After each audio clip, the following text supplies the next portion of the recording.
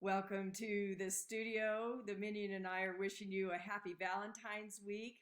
I'm actually going to take you on a virtual biodiversity walk, and we're going to talk about the nature journaling that you're going to do this week.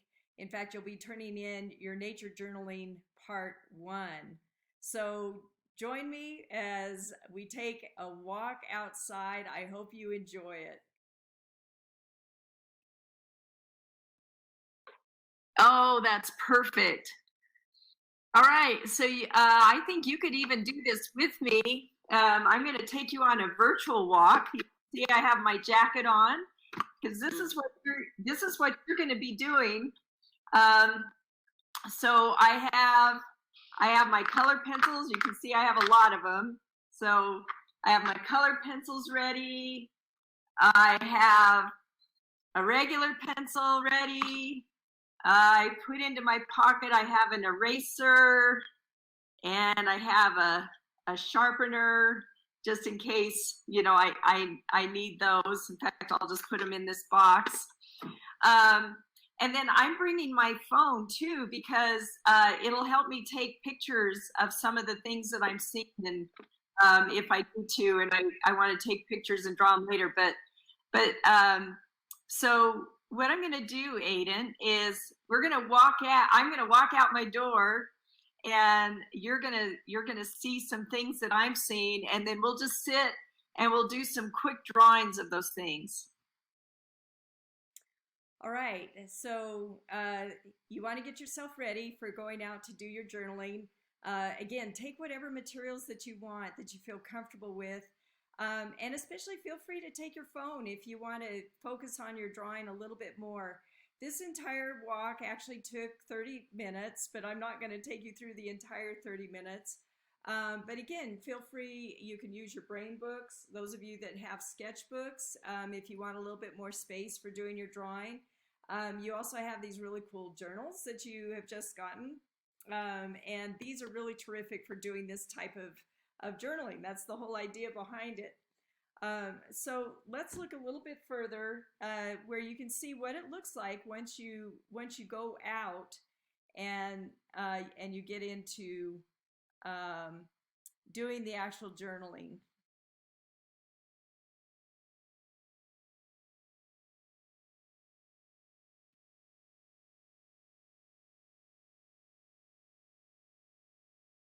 Yeah. Yeah. You get to see my world a little bit more. And so here's the first place we're going to stop. Is that it's kind of hard to see in the wintertime, but this is actually chilchin. This is a sumac bush, and this is what it looks like in the wintertime. And it sits right next to a big rock, so you can kind of see that rock. So I'm going to set my computer where you can see it, and let's see if I put it there, and if I turn it that way a little bit, and then I'm going to step out of the camera, and I want you to do just a quick drawing of this sumac bush, the chilchin, and can you see, and I think you can see the rock too, and just do a quick drawing in your book on this page. So we'll just do it right here on the page. We'll just take a few minutes. I'm going to sit on the ground here, and this is what it's like when you go out on a walk and you just do quick drawings of things that you see when you're out on the walk. So I'll just do a little bit of the rock, and you can do the same thing. And again, like I said, this is really fast. You don't have to worry about, I'm going to move that down a little bit. You don't have to worry about it being fancy. But the idea is that you can do these sketches really fast. Oh, I can hear you're already working on it. That's good. We've got one that goes down this way.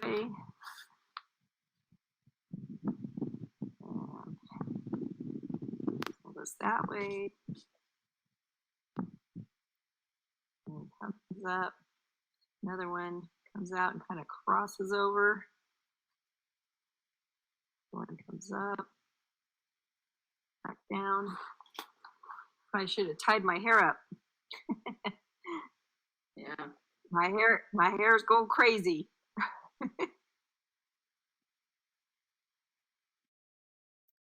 All right, so you'll get the sense of, you know, how you can just sit and take some time. And again, I'm kind of moving you through this quickly because there's no need for you to watch the entire time that I was out there.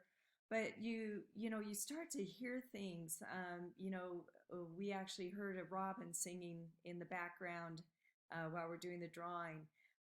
You know, you can feel the wind, and so you can make those other observations. In the biodiversity walk, you know, you can be making note of any kinds of plants and animals that you see. And then when you do your nature journaling, you're going to really focus in on the plants. So for example, you know, the first drawing was of the three-leaf sumac, again, chilchin, that we can make the wonderful chilchin that we eat, you know, from the berries. It's also what the local basket makers use to weave their baskets. So now you can take a look at, you know, what it can start to look like in doing these quick sketches. And again, you can take pictures with your phone if you want to spend a little bit more time, or again, spend some more time, you know, right there doing your drawing rather than going quickly in the way that I was. But you see where I wrote the word chifchin? Because that's what this plant is. And then I also, you know, that was so nice. You made that observation about hearing the birds. And so I wrote that down. All right. And so there's other things that, again, during the winter, we might not notice animals quite as much, but there are other ways that you can see signs of animals. And this one will kind of make you laugh. Here's one way that you can see an observation of animals in your environment.